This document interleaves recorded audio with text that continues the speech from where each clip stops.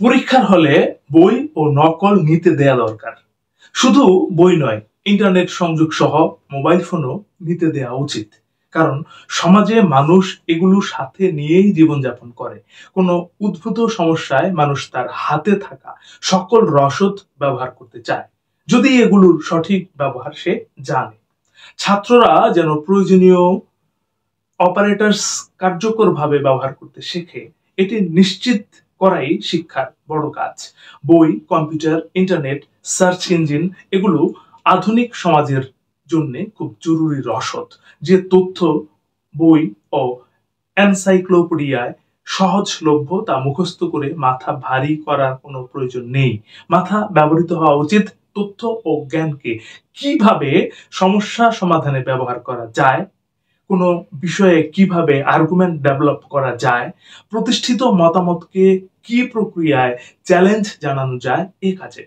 কোনো বই মনোযোগ দিয়ে পড়লে কিছু তথ্য এমনিতেই স্মৃতিতে গেঁথে যায়। এসব তথ্য আমাদেরকে জানায় বইটির কোন অংশে কি নিয়ে আলোচনা হয়েছে বা কোন পাতায় কি আছে তা।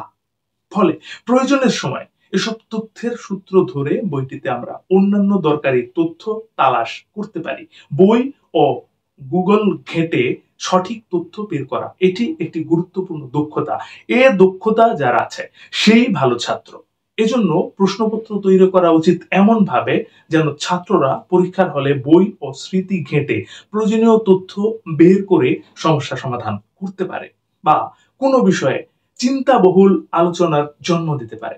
প্রশিক্ষিত পাখির মতো তথ্য উগড়ে দেওয়া বা পাগলের মতো স্মৃতি হাতড়ে বেড়ানো এগুলো জ্ঞান চর্চা নয়, এগুলো তথ্য চর্চা, এক প্রকার স্মৃতি বিলাস।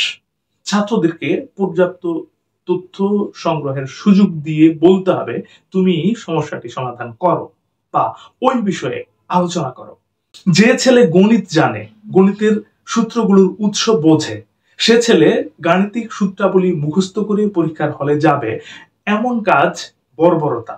বরং সূত্র ও তথ্য হাতের কাছে রাখা এবং তা ব্যবহার করে সমস্যা সমাধান করা, এটি সভ্যতা। আমার কাছে সেরকমটাই মনে হয়। আপনার কাছে উদ্ভট মনে হচ্ছে কি?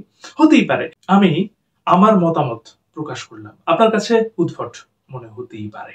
আপনি আপনার মতামত প্রকাশ করুন, বাধা তো নেই। আমার মতামত যদি আপনার পছন্দ না হয় ইগনোর করুন। শেষ করার আগে বরাবরের মতো একটি কথা আবার মনে করিয়ে দিতে চাই।